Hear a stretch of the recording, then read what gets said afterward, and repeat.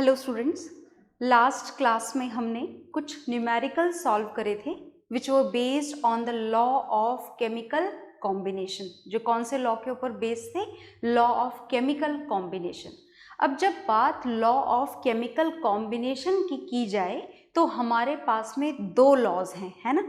Law of conservation of mass which we did, is it okay? And today we are going to solve the question which is based on the law of constant proportion, is it okay? तो हम कौन से question, कौन से law के ऊपर based question solve करने जा रहे हैं? Law of constant proportion. याद है ना लॉ ऑफ कांस्टेंट प्रोपोर्शन? याद नहीं है तो याद करें उसको, वरना आपको क्वेश्चन समझ में नहीं आएगा, इज इट ओके? तो इस बात को मानते हुए कि आपको लॉ याद है, हम इस क्वेश्चन को सॉल्व करने जा रहे हैं। देखिएगा ध्यान से, ओके। तो यहाँ पर क्वेश्चन क्या दे रखा है, ध्यान से देखना। क्वेश्चन लंबे लंबे हैं पर सॉल्यूशन बड़े छोटे छोटे से होते हैं, तो क्वेश्चंस को देखकर हमें घबराना नहीं है। तो हम इसको सॉल्व करने जा रहे हैं। देखिएगा ध्यान से कैसे सॉल्व करना है इस क्वेश्चन को। When 3 gram of carbon is burned in 8 gram of oxygen, है ना। 3 ग्राम ऑफ कार्बन है आपके पास में, ठीक है, लिख लेते हैं। 3 gram of carbon is burned in 8 gram of oxygen, in 8 gram of oxygen. तो 3 ग्राम कार्बन की रिएक्शन किससे होने वाली है? 8 ग्राम ऑफ ऑक्सीजन से। Then how much carbon dioxide is produced? 11 gram of carbon dioxide. बढ़िया बात है, 11 ग्राम ऑफ कार्बन डाइऑक्साइड। मुझे लगता है अब तो ये बात आपको अच्छे से याद हो गई होगी कि whenever we talk about the carbon dioxide, the ratio of carbon and oxygen should always be fixed, which is 3:8। मैं रीज़न आपको फिर भी दोबारा बताना चाहती हूँ ताकि आपको ये बात बहुत ज़्यादा अच्छी तरीके से समझ में आए। तो देखिएगा ध्यान से, जब हम बात कार्बन की करते हैं तो बार बार मैं आपको इनके एटॉमिक मासेस याद दिलाती हूँ। अभी तक तो याद हो गए होंगे आपको, और नहीं हुए हैं तो कर लीजिएगा। कार्बन का एटॉमिक मास होता है 12 यूनिट्स, है ना। कार्बन के एक एटम का मास, एक एटम का, है ना, that is very small, can not be seen with the naked eyes, right.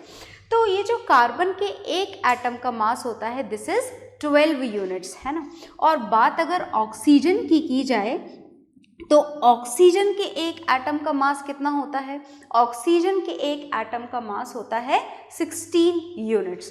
तो if you are going to find out the ratio of carbon and oxygen in carbon dioxide, तो मैंने last class में भी बताया था, उससे पहले वाली क्लास में बताया था, आज फिर बता रही हूँ, ध्यान से सुनना क्योंकि इंपॉर्टेंट ही बहुत है ये, है ना। तो कार्बन और ऑक्सीजन का रेशो अगर हमें फाइंड आउट करना हो तो रेशो कैसे फाइंड आउट किया जाता है? सुनिएगा ध्यान से। 1:12, this is the mass of carbon, as only 1 atom of carbon and mass of 1 atom of carbon is 12 units. Now oxygen, oxygen के कितने एटम्स यहाँ पर प्रोवाइडेड हैं? 2 एटम्स। और मास कितना गिवन है एक एटम का? 16। तो रेशो फाइंड आउट कर लेते हैं। 12 into 1 is 12 and 16 into 2 is 32 and these both value will be cancelled with the table of 4 and that is 3:8। तो कार्बन डाइऑक्साइड में कार्बन और ऑक्सीजन का रेशो हमेशा कितना रहता है? 3:8। तो अगर आपने 3 ग्राम कार्बन लिया है तो वो 8 ग्राम ऑक्सीजन से ही कंबाइन होगा, बिल्कुल फिक्स्ड है, इज इट ओके। और कितने ग्राम कार्बन डाइऑक्साइड बनाएगा? आपने ऐड कर दिया 11 ग्राम कार्बन डाइऑक्साइड, राइट। अगर आपके पास में 6 ग्राम ऑफ कार्बन है, बहुत ध्यान से सुनना, आपने कार्बन का अमाउंट जस्ट डबल कर दिया, 3 ग्राम था पहले और अब आपने कितना कर दिया? 6 gram of carbon. Then this 6 gram of carbon will combine with, अगर आपने कार्बन डबल करा है तो ऑक्सीजन को भी डबल करना होगा। आपने ऑक्सीजन पहले 8 ग्राम लिया था तो अब कितना लोगे? अब 16 ग्राम लोगे।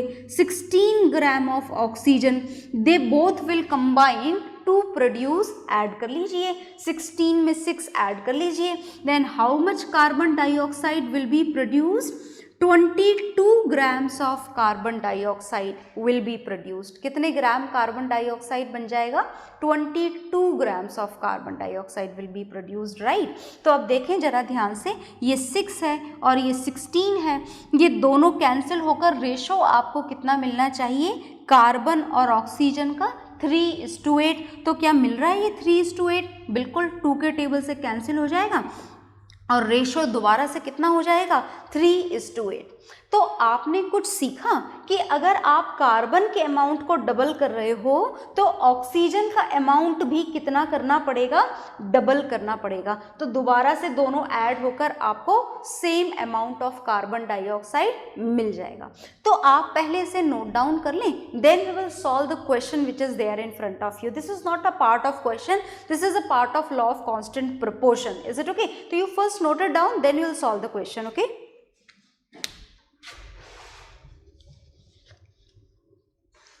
तो आपने ये नोट डाउन कर लिया होगा।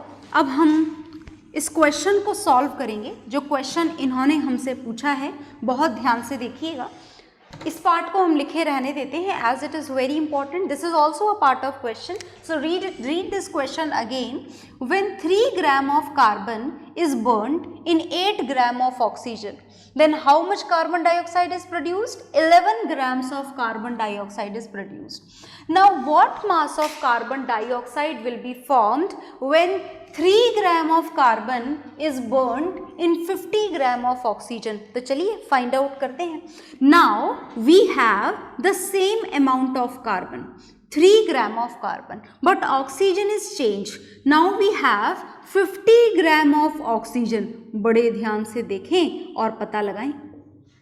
भाई आपने कार्बन तो उतना को उतना ही रखा है और 50 ग्राम ऑफ ऑक्सीजन है, तो बड़ा सिंपल है। 3 gram of carbon will combine with 8 gram of oxygen to produce 11 grams of carbon dioxide. So when 3 gram of carbon is burned in 50 gram of oxygen, then very simple, add it very clearly, है ना, 53 gram of carbon dioxide will be produced। क्योंकि यहाँ पे भी add करा था तो यहाँ पे भी ऐड कर देंगे।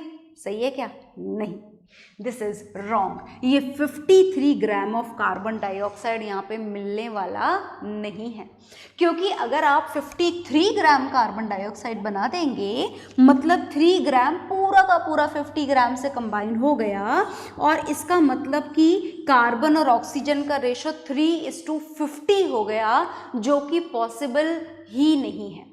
तो जब तक आपके पास में कार्बन 3 ग्राम है तब तक ये सिर्फ 8 ग्राम ऑफ ऑक्सीजन से ही कंबाइन होगा। आप भले ही 50 ग्राम अवेलेबल करवा दो, चाहे भले ही 500 ग्राम अवेलेबल करवा दो। Is it okay? क्योंकि अगर आपको कार्बन डाइऑक्साइड बढ़ाना है तो सिर्फ एक कंपोनेंट बढ़ाने से काम नहीं चलेगा, दूसरा कंपोनेंट भी तो बढ़ाना पड़ेगा। क्यों बढ़ाना पड़ेगा? Because the ratio between carbon and oxygen will be definitely remains same. ये रेशो चेंज नहीं हो सकता, किसी भी कंडीशन में चेंज नहीं हो सकता। आ गई ना बात समझ में? तो रेशो क्या रहेगा?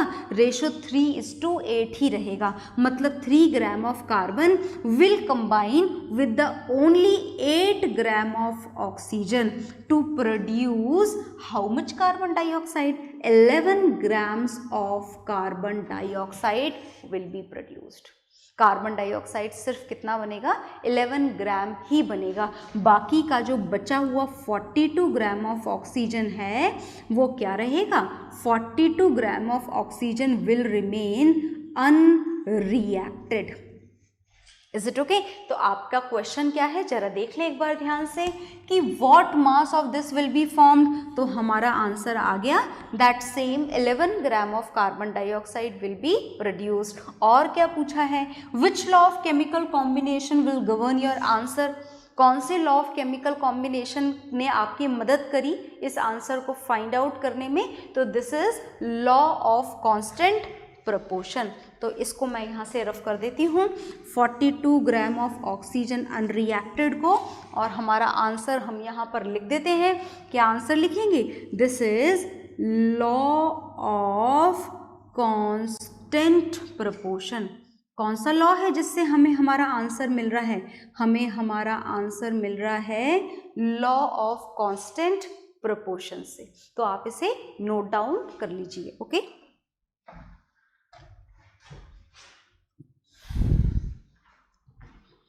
हाँ जी, तो आपने नोट डाउन कर लिया होगा। और इसी के साथ में हम इस लॉ ऑफ केमिकल कॉम्बिनेशन का दी एंड करते हैं और हम नया टॉपिक शुरू करते हैं। जो नया टॉपिक है वो है atomic theory. Is it okay? बड़ा कॉन्सेप्चुअल चैप्टर है ये, so try to learn each and everything very carefully, very conceptually. Okay, सिर्फ रटने वाला चैप्टर नहीं है ये, केमिस्ट्री का तो है पर रटना नहीं है आपको इसे, इसमें समझने के लिए बहुत कुछ है, कॉन्सेप्ट बहुत सारे हैं इस चैप्टर के अंदर, तो ध्यान से सुनते जाइएगा, है ना। तो अब जो हम पढ़ने जा रहे हैं, हम पॉस्टुलेट्स पढ़ने जा रहे हैं। किसके पॉस्टुलेट्स पढ़ने जा रहे हैं, ध्यान से देखना। हम पॉस्टुलेट्स पढ़ने जा रहे हैं, postulates of Dalton's atomic theory. Dalton's atomic theory थी जी, which is related with the atoms, and some postulates were given by the scientist Dalton. So these postulates has to be learned now. अब हमें इसके postulates समझने हैं। इन्होंने कुछ बताया हमें एटम के बारे में, कुछ बातें इनकी सही प्रूव हुई और समय के साथ साथ कुछ बातें इनकी, कुछ postulates इनके गलत प्रूव हो गए। तो चलिए, सही और गलत दोनों ही postulates हम इनके पढ़ेंगे, देखिएगा ध्यान से, राइट। तो चलिए शुरू करते हैं। postulates of Dalton atomic theory. According to this postulate, first postulate is all the matter. all the matter का मतलब क्या होता है? all the matter का मतलब all the matter, is it okay? each and everything which is present in your surrounding, whether it is element or it is compound और it is mixture, what ever it is, जो भी चीज़ हो, है ना, जितनी भी चीज़ें प्रेजेंट हो। मैं आपको एग्जाम्पल भी बताना चाहूँगी, हालांकि एलिमेंट, कंपाउंड और मिक्सचर आप केमिस्ट्री के सेकेंड चैप्टर में पढ़ चुके हैं, पर फिर भी रिमाइंड करवाना ज़रूरी होता है। एलिमेंट के एग्जाम्पल की बात करें तो जैसे गोल्ड हो गया, एलिमेंट है, हाइड्रोजन हो गया, एलिमेंट है, ऑक्सीजन हो गया, एलिमेंट है, और ऐसे टोटल कितने एलिमेंट्स हैं? 118. That means 118 elements are known. Is it okay? Now when we are going to talk about the compounds, so let us write some examples of the compounds also. For example, this water is a compound, this carbon dioxide is a compound, and many more. खूब सारे examples हैं. We are not at all able to write down each and every example of compound. Now mixture भी खूब सारे पढ़े थे, आपने पढ़े थे ना सेकेंड चैप्टर में. For example, one of them is salt solution, sugar solution, a mixture of sand and chalk powder, and many more. Is it okay? So whatever the type of matter is, whether it is element or compound or mixture, जो भी चीज़ हो, जितनी भी चीज़ें हों, is made up of small particles. ये जितने भी मैटर के एग्जाम्पल आपके सामने लिखे गए हैं, they all are made with the small particles, and these small particles are known as, क्या लिखेंगे? स्मॉल पार्टिकल्स का नाम समझ गए होंगे आप, दिस इज एटॉमिक थ्योरी। तो हम इन स्मॉल पार्टिकल्स का नाम क्या लिखेंगे? हम इन स्मॉल पार्टिकल्स का नाम लिखेंगे एटम्स। चलें आगे, चलिए आगे चलते हैं। Now we are going to know about the second postulate of this Dalton atomic theory. इन्होंने हमको बताया कि जो एटम है that is the smallest particle of matter and it can not be divided more. आप एटम को और ज़्यादा डिवाइड नहीं कर सकते। Atom is the smallest particle of the matter, smallest particle of matter, smallest particle of matter, and it cannot be divided more. इसको आप और ज़्यादा डिवाइड नहीं कर सकते। It can't be divided more. आ गई बात समझ में? This is the second postulate of Dalton's atomic theory. Is it okay? Third postulate सुने, ये सही है क्या वैसे? सेकंड वाला आपको सही लग रहा है क्या? देखो ये जो सेकंड वाला है इस पे हम ऐसे गोला बना लेते हैं। गोला हम इसलिए बना रहे हैं इसके ऊपर क्योंकि ये जो सेकंड पॉस्टुलेट है इसको कुछ समय बाद according to modern atomic theory इसको गलत प्रूव कर दिया गया। Is it okay? इसीलिए जितने भी डाल्टन एटॉमिक थ्योरी के पॉस्टुलेट जिनको गलत प्रूव कर दिया जाएगा we will encircle them. So this one is proved wrong after some time according to modern atomic theory. Now look here, ये कैसे गलत प्रूव हुआ, क्या कारण था इसके गलत प्रूव होने का, वो मैं आपको बताऊंगी अभी थोड़ी सी देर में। देखिएगा पहले थर्ड पॉस्टुलेट हम लोग लिख लेते हैं। According to this third postulate, बहुत ध्यान से देखना, थर्ड पॉस्टुलेट के अकॉर्डिंग ऑल द एटम्स, बहुत ध्यान से देखना, all the atoms of same element, बहुत ध्यान से देखना, ये बहुत इंपॉर्टेंट है क्योंकि गलत होने वाला है अभी थोड़ी देर में, है ना। All the atoms of same element are identical, identical लिखना है जी, identical in size, mass and shape. ये जो पॉस्टुलेट इनका थर्ड मैंने लिखा है आपके सामने, इसे भी एनसर्कल कर लेते हैं क्योंकि ये भी क्या हो गया था, मॉडर्न एटॉमिक थ्योरी के हिसाब से रॉन्ग हो गया था। तो मैं आपको बताती हूँ अभी कि आखिर ये रॉन्ग कैसे हुआ था, सुनिएगा ध्यान से। We will start with the second postulate first.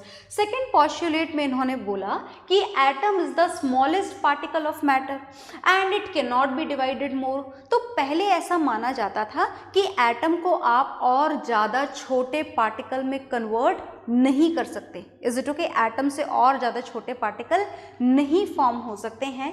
But now according, ये बॉक्स में बंद कर रही हूँ मैं, this is not a part of Dalton's atomic theory, this is a part of modern atomic theory, therefore we are going to close it in the box. सुनना ध्यान से, according to this modern atomic theory, now the atom can be divided more. अब आप atom को और छोटे छोटे particles में कन्वर्ट कर सकते हो, and these particles in which the atom can be divided are electron. This is the first fundamental particle. Second fundamental particle in which this atom can be break, this is proton. And third fundamental particle through which this atom is made up of, this is neutron. So now what was there according to Dalton's atomic theory? According to Dalton's atomic theory, atom cannot be divided more. But now according to modern atomic theory, atom can be divided more. Atom is said to have 3 fundamental particles in it, and these fundamental particles are electron, proton and neutron. तो चलिए हम third postulate पढ़ते हैं, सुनिएगा ध्यान से। ये जो थर्ड पॉस्टुलेट है, according to this all the atoms of same element are identical in size, mass and shape. समझ में आया तुमको थर्ड पॉस्टुलेट? चलो तो थर्ड पॉस्टुलेट पहले समझते हैं और फिर उसे रॉन्ग प्रूव करते हैं। तो हम एनसर्कल कर चुके हैं इससे पहले ही, क्योंकि मॉडर्न एटॉमिक थ्योरी के हिसाब से ये डाल्टन एटॉमिक थ्योरी का पॉस्टुलेट दोबारा से रॉन्ग हो गया था, है ना। तो चलिए हम पहले समझते हैं। इन्होंने बोला all the atoms of same element, है ना। जैसे बात अगर करी जाए हाइड्रोजन की, बहुत ध्यान से सुनना, बहुत इंपॉर्टेंट है, आपके एग्जाम्स के लिए भी बहुत इंपॉर्टेंट है। बात हम शुरू कर रहे हैं हाइड्रोजन से, है ना। ये जो हाइड्रोजन है, इन्होंने बोला कि अगर सेम एलिमेंट के ढेर सारे एटम ले लिए जाएं, है ना, तो हाइड्रोजन के आप बहुत सारे एटम ले लो, जैसे ये भी एटम, ये भी एटम, ये भी हाइड्रोजन एटम, ये भी हाइड्रोजन एटम, ये भी हाइड्रोजन एटम और ये भी हाइड्रोजन एटम। मैंने सिर्फ 6 एटम बनाए हैं, आपकी मर्जी हो तो खूब सारे बना देना। अच्छा, बोला क्या है इन्होंने बोला all the atoms of same element are identical in size, mass and shape. इन्होंने बोला कि ये जो हाइड्रोजन के इतने सारे जो एटम्स हमने लिए हैं ना, बिल्कुल ज़रूरी है, बिल्कुल कंपलसरी है कि इनका साइज कैसा होना चाहिए, एक जैसा, इनका शेप कैसा होना चाहिए, एक जैसा, और इनका मास भी कैसा होना चाहिए, एक जैसा। तो क्या ये सही नहीं था? नहीं, ये सही नहीं था। जब इन्होंने पता लगाया हाइड्रोजन के बारे में तो इन्हें पता लगा कि कुछ हाइड्रोजन तो ऐसे थे जिनका जो मास है वो 1 यूनिट था। कितना मास था? 1 यूनिट, है ना। कुछ हाइड्रोजन ऐसे थे जिनका मास था 2 यूनिट, है ना। 2 यूनिट मास वाला भी हाइड्रोजन होता है, आई बात समझ में। और कुछ हाइड्रोजन ऐसे थे जिनका मास था 3 यूनिट, मतलब कुछ हाइड्रोजन एटम का मास 1 यूनिट, कुछ हाइड्रोजन एटम का मास 2 यूनिट, कुछ हाइड्रोजन एटम का मास 3 यूनिट। अब नाम सुनना, उन हाइड्रोजन को जिनका मास 1 यूनिट था इनको बोला गया प्रोटियम। इनका नाम क्या रख दिया गया? अलग है ना, तो अलग नाम देना पड़ेगा। इसे भी हाइड्रोजन, इसे भी हाइड्रोजन, इसे भी हाइड्रोजन, तो कैसे पता लगेगा कि इनमें कोई डिफरेंस भी है? तो उन सारे हाइड्रोजन को जिसका मास 1 यूनिट था उसे क्या नाम दिया गया? प्रोटियम है ये, है ना, प्रोटियम। Is it okay? और वो हाइड्रोजन, ये शेप ये यहाँ से हटा रही हूँ मैं, यहीं पर ऐड कर देती हूँ, देखते रहना, है ना, भूलना मत। अच्छा, जिन हाइड्रोजन का मास 2 यूनिट था उनका नाम रखा गया ड्यूटेरियम। क्या नाम रखा गया? ड्यूटेरियम। और ऐसे हाइड्रोजन एटम जिनका मास 3 यूनिट था उनका नाम रखा गया ट्रीटियम।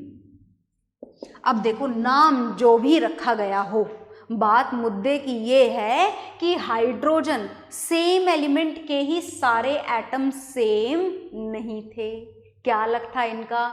इनका मासेस अलग थे। क्या अलग थे इनके? मासेस, है ना। तो ऐसे बहुत सारे होते हैं, अलग अलग में अलग अलग एग्जाम्पल्स आप लोग जानेंगे और पढ़ेंगे। पर फिलहाल हमें जो एग्जाम्पल यहाँ पर मिला, एक एग्जाम्पल हमने पढ़ लिया है और फिलहाल इस पोस्टुलेट को समझने के लिए ये एग्जाम्पल काफ़ी है ना। कौन सा एग्जाम्पल काफ़ी है?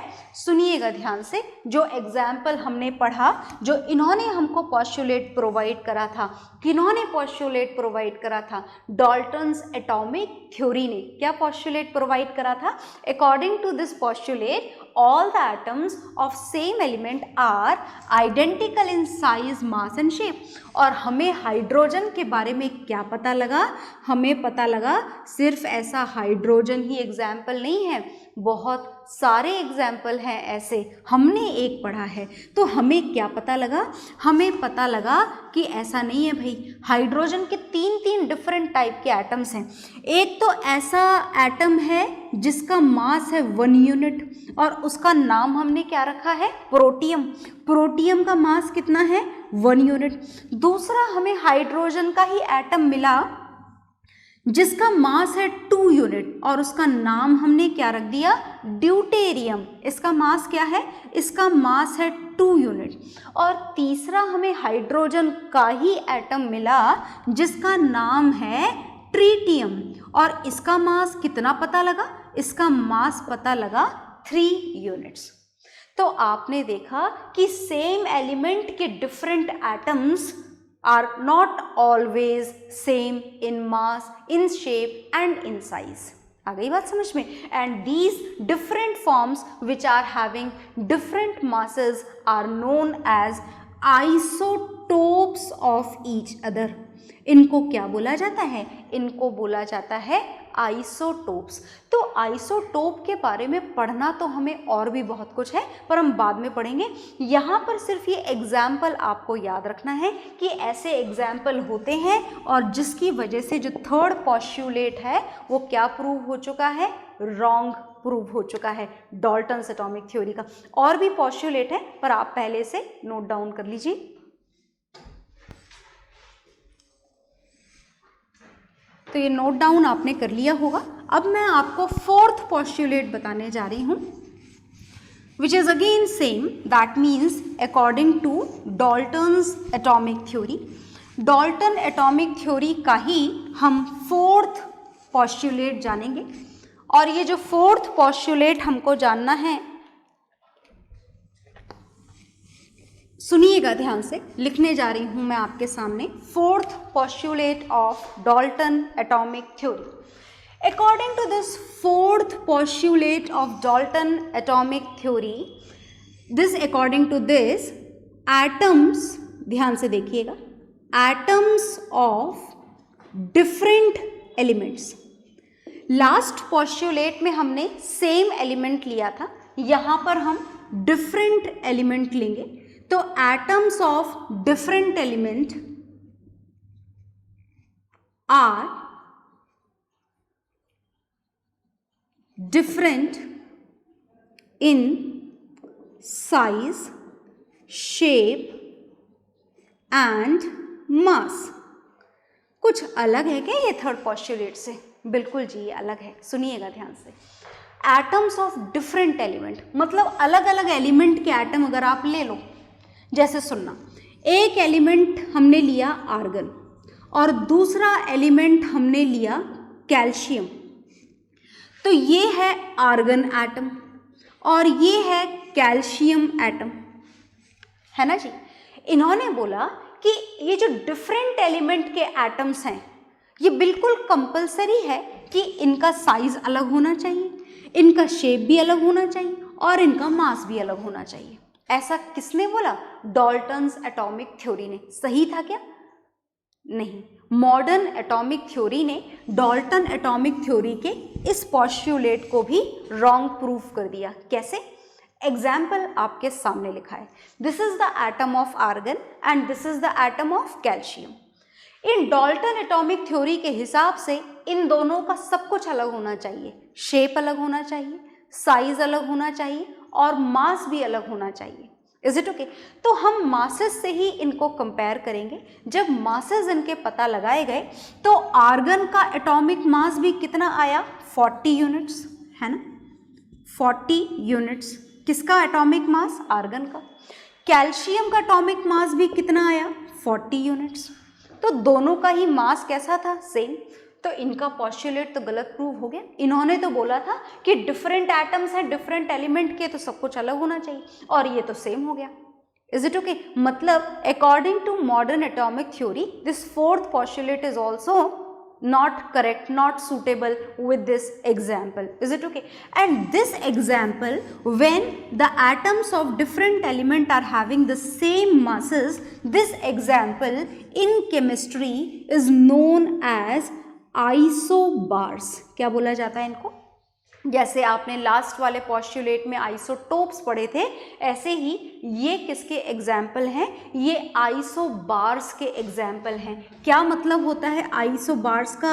Same mass number, same mass number with different elements. Elements अलग हैं और मासेस क्या हैं?